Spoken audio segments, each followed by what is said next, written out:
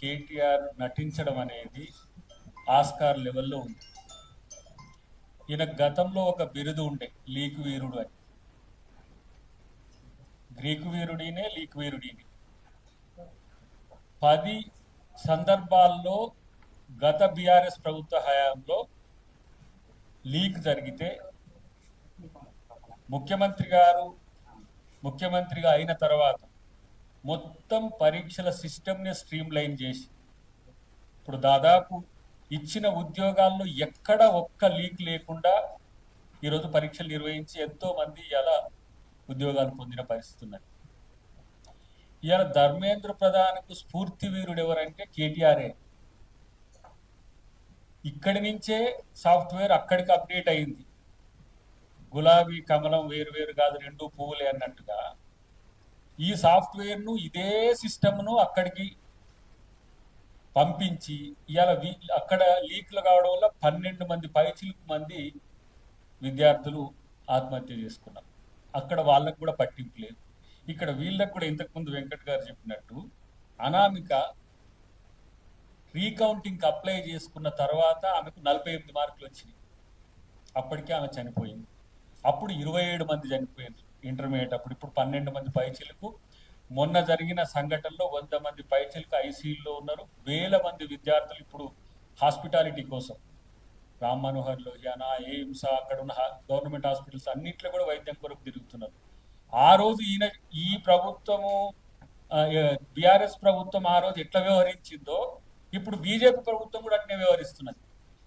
ధర్నా చేసిన వాళ్ళు తప్పన్నట్టు, ధర్నా అసలు చేయడమే తప్పు, పైగా రాహుల్ గాంధీ గారు ప్రధానమంత్రి గారు ఇంటి ముందు పోవడమే తప్పన్నట్టుగా మాట్లాడుతున్న మీరు ఈరోజు జరిగిన సంఘటన కనీసం సిగ్గుపడట్లేదు.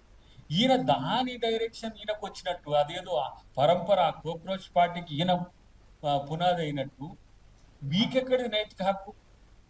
27 మంది విద్యార్థులను మీ యొక్క ఇన్ఎఫిషియన్సీతో చంపిన మీరు ఏమనాలి? మిమ్మల్ని ఒక హంతకులు. ఇలా సేమ్ బీజేపీ ప్రభుత్వం అదే చేస్తున్నది. ఇలా ఆ విషయం ముఖ్యమంత్రి గారు ప్రస్తావన చేస్తే మీరు అట్లా మాట్లాడొద్దు, మీరు దానికి క్షమాపణ చెప్పాలి, ఇట్లాంటి ట్వీట్లు పెట్టిన ట్వీట్ వీరుడు. నిజంగా మీకు చిత్తశుద్ధి ఉంటే ఆ రోజే దాన్ని అడ్రస్ చేద్దు. అక్కడ ముగ్గురు కమిటీతో ఒకటి వేస్తే అక్కడ సాఫ్ట్వేర్ ఈ గ్లోబరైన సాఫ్ట్వేర్ లోపాల వల్లనే, సాంకేతిక లోపాల వల్లనే తప్పులు జరిగినాయని చెప్పేసి ఆ రోజు ఒక రిపోర్ట్ ఇచ్చింది. హైకోర్టు కూడా ఆ రోజు రీవాల్యుయేషన్కి ఇచ్చిన పరిస్థితి మీరు మర్చిపోయి ఉంటారు. మీరే మీలోనే ఇప్పుడు అక్కడ జరుగుతున్నది. ఆ ధర్మేంద్ర ప్రధాన్ కూడా నీలాగానే గిట్టనే కొట్లాడినట్టు ఇంతకుముందు అక్కడ ఏది విద్యార్థులను వేసుకొని సెంటిమెంట్ రగిల్చి అక్కడ లోకల్గా ప్రభుత్వానికి రావడానికి కారణమయ్యడానికి ఇట్లాంటి ఈ దొంగ దీక్షలు లాంటివి చేసిందట. నేనేమంటున్నంటే ఇప్పుడు దీంట్లో బీజేపీ ప్రభుత్వాన్ని మీరు విమర్శిస్తున్నారా, కాంగ్రెస్ కార్యాచరణను మీరు సమర్థిస్తున్నారు? నిన్న పీసీసీలన్నీ, దేశం మొత్తాన పీసీసీలంతా అక్రమ అరెస్టులను, ముఖ్యంగా రాహుల్ గాంధీ గారు ఎల్ఓపిని, ప్రధాన ప్రతిపక్ష నాయకుడిని ఆ విధంగా అరెస్ట్ చేయడాన్ని అన్ని రాష్ట్రాల్లో వివిధ పార్టీలన్నీ కూడా ఖండించినాయి. మాలాంటి పీసీసీలన్నీ కూడా ధర్నా దిగినాయి. మరి ఎక్కడన్నా రాహుల్ గాంధీ గారిని అట్లా పోలీసులు వ్యవహరించడం కానీ, రక్తం కళ్ళ చూడడం కానీ ఎక్కడన్నా ఖండించినవా ఈ మొహానికి? మళ్ళీ ఇక్కడికి వచ్చేసి ఇక్కడ ముఖ్యమంత్రి మీదని మీ కార్యాచరణ అంటే మీ ఆలోచనలోనే ఏదో తేడా ఉండలే. తేడా వీరుడు, అది గుర్తుపెట్టుకో. మీరు బీజేపీకి వ్యతిరేకంగా పోరాడడం కాదు, రాష్ట్రంలో ఇక్కడ విద్యార్థులను ఆ విధంగా ఏదో అక్కడ జరిగినట్టుగా చేయడానికి, ఒక ప్రొవోక్ చేయడానికి, రెచ్చగొట్టడానికి చేస్తున్న ఎత్తుకడానికి కాదా? ఈయన ఒకటే స్పందించి నిన్న మొన్న చూస్తా ఉన్నా. ఆ రోజు ఎటుపోయినావు? ఆ రోజు మున్సిపల్ శాఖ మంత్రిగా ఉంటివి, ఆ రోజు ఐటీ శాఖ మంత్రిగా ఉంటివి. నువ్వు నీ కంట్రోల్లోనే ఐటీ సాఫ్ట్వేర్ డెవలప్ అయ్యాయి. చచ్చిపోతే ఒక్కరోజైనా వచ్చి ఆ చనిపోయిన వాళ్ళ పాడెకాడ ఒక పువ్వు పెట్టిన బతుకా మీరు? మళ్ళా ఇప్పుడు రెచ్చగొడుతున్నారు. వాళ్ళు కూడా ఉన్నారా? మొన్న ఎవరు మన ఈ ఓనర్లు మొన్ననే ప్రదీప్ కన్స్ట్రక్షన్స్, అది జన్వాడ ఫామ్ హౌస్, వాళ్ళు మీ ఫ్రెండ్సే. ఏది అక్రమ కట్టడాలు కట్టి ఇప్పుడు ఈ అక్రమ సాఫ్ట్వేర్ తో చేసిన వాళ్ళంతా కూడా మీ ఫ్రెండ్స్. రాజులు రాజులు ఈయన యువరాజు అంట కదా.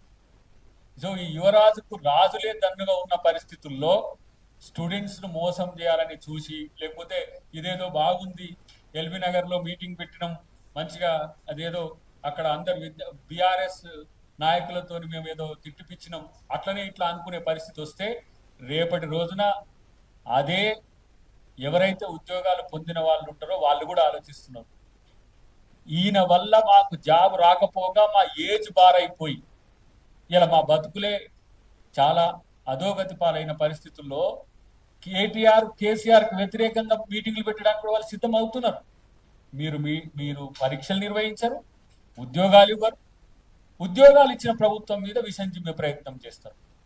సేమ్ అటనే రైతుల విషయంలో కూడా రైతులకు మీరు ఏమి చేయరు, రైతు రుణమాఫీ చేయరు, ఏమి చేయరు, రైతులను రెచ్చగొట్టే పని. చివరికి కేటీఆర్ బతికి ఏడికి వచ్చిందంటే ఈ అగ్గిపుల్ల స్వామి కాడికి వచ్చింది. అలా బావటైపు నారదముని లెక్క ఇక్కడ పెట్టాలి, పుల్లలు పెట్టాలి, అలా లేపాలి. విద్యార్థులకు తెలియదా ఈ పరీక్షలన్నీ ఎవరు నిర్వహించిండ్రు, ఏ విధంగా ఉద్యోగాలు ఇచ్చిందనే పరిస్థితి. కాబట్టి ఈ రోజు బీఆర్ఎస్ చేస్తున్నది ఏదైనా సరే రాజకీయం కోసమే చేస్తున్నది. ఇలా ఆ రోజు విద్యాశాఖ మంత్రిగా ఉన్న వాళ్ళు ఎవరు కూడా దాన్ని స్పందించలే. ఆమె కూడా మా అమ్మే అనుకుంటా, సవితక్క, ఆమె నోరు మూయించింది, మీరు మాట్లాడలే. ముఖ్యమంత్రి అంటే రాడు, ముఖ్యమంత్రి అంటే ఆయన రాజు లెక్క ఉండేది అప్పట్లో.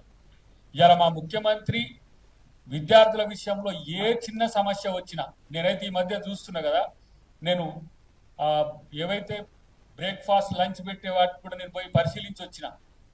800 కోట్లతోని ఇలా బ్రేక్ఫాస్ట్ లంచ్ పెడుతున్న నాయకుడు ఇలా రేవంత్ రెడ్డి గారు. దేశంలోనే ఎవరు పెట్టట్లేదు. 800 crores బడ్జెట్లు కేటాయించారు. ఇలా దుస్తులతో పాటు స్కూళ్లను ఏ విధంగా స్థిరీకరించాలనే విషయంతో పాటు యంగ్ ఇండియా స్కూల్స్ అయితే ఇంటిగ్రేట్ ఏదైతే తెలంగాణ పబ్లిక్ స్కూల్స్ అయితే వీటిని అన్నింటినీ స్ట్రీమ్ లైన్ చేస్తుంటే, ఇంకొక వైపు ఈయన పక్కన ఉండే బీఆర్ఎస్ నాయకులను విద్యార్థులుగా మార్చి అక్కడ దొంగవీరునిగా మారి పూర్తిగా ఒక మూమెంట్ని క్రియేట్ చేసే ప్రయత్నం చేస్తే ఎవరు నమ్మాలని మిమ్మల్ని? నేనంటున్న ఈరోజు ఆ రోజు చనిపోయిన అమరులైన 27 మంది విద్యార్థుల యొక్క చావుకు కారణమైన ఆ ప్రభుత్వానికి ప్రతినిధిగా ముక్కు నేలకు రాయాలి. ప్రాణం అంటే ఏంది? ఈరోజు అక్కడ కూడా ఎక్కడన్నా విమర్శిస్తున్నారు. బీజేపీ హయాంలో ఇంత విధ్వంసకాండ నాకు తెలిసి మా 22 years పబ్లిక్ లైఫ్ లో నేను ఎప్పుడు ప్రజా ఉద్యమాలనే ఉన్న, ఈ మధ్య రాజకీయాల్లోకి వచ్చినాం కదా, ఏ ఉద్యమం మీద కూడా ఇంత విరుచుకపడ్డ ప్రభుత్వం ఎప్పుడు చూడలేదు. వెనుకటికి ఢిల్లీలో ఒక అమ్మాయి అత్యాచారం చేయబడ్డ సంఘటనలో దేశమంతా స్పందించింది. దాని మీద కూడా ఎక్కడ కూడా కాంగ్రెస్ ప్రభుత్వం ఏమి ఇట్లా విరుచుకపడలే. ఆ దొంగ దీక్ష చేసిన అటు అన్నా హజారే, ఇటు కేజ్రీవాల్, వాళ్ళంతా అన్నా హజారేనేమో అదృశ్యమైపోయిండు, కేజ్రీవాల్ ఏమో రాజకీయాల్లో అదృశ్యమైపోయిండు. కాంగ్రెస్ కు వ్యతిరేకంగా వీళ్ళని తీసుకొచ్చింది. కానీ ఇవాళ కోక్రోచ్ పార్టీ అనే పిల్లలు వాళ్ళు ఏ రాజకీయ పక్షంతో అనుసంధానం కాకుండా వాళ్ళు పెద్ద ఎత్తున నిరసన చేసి ఇంటెలిజెన్స్ కూడా పసిగట్టని విధంగా దేశవ్యాప్తంగా ఈరోజు వాళ్ళు ఒక పాలసీతో ఇక్కడికి వచ్చి అక్కడికి వచ్చేంత వరకు తెలియదు. చిన్న చిన్న పిల్లల మీద 16, 17, 18 ఏళ్ళు ఉన్న చిన్న పిల్లల మీద, అమ్మాయిల మీదనైతే మర్మాంగాల మీద దాడి చేయడమే కాకుండా మగ పోలీసులు వాళ్ళ పట్ల ప్రవర్తించిన తీరు సోషల్ మీడియాలో ఇప్పుడు దేశం కాదు ప్రపంచం మొత్తం వస్తున్నది. అటు ఆ మోడీకి సిగ్గు లేకపోయా. తనకు పిల్లలు ఉంటే తెలుస్తుండే, తన పిల్లలు చదువుకుంటే తెలుస్తుండే, తన పిల్లలు ఉద్యోగాలు పొందేటప్పుడు పడే బాధ ఏందని తెలుస్తుండే.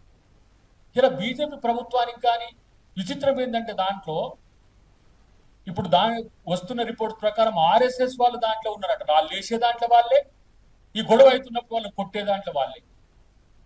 కట్టెలు కత్తులు ఇష్టం వచ్చినట్టు అమ్మాయిలు ఏడుస్తుంటే, అబ్బాయిలు తల్లిదండ్రులు, వాళ్ళని తీసుకొచ్చిన తల్లిదండ్రులు కూడా పిల్లలతో పాల్గొన్న సంఘటన ఈ దేశ చరిత్రలో మోదీ గారి హయాంలో జరిగింది. అది ఎందుకు?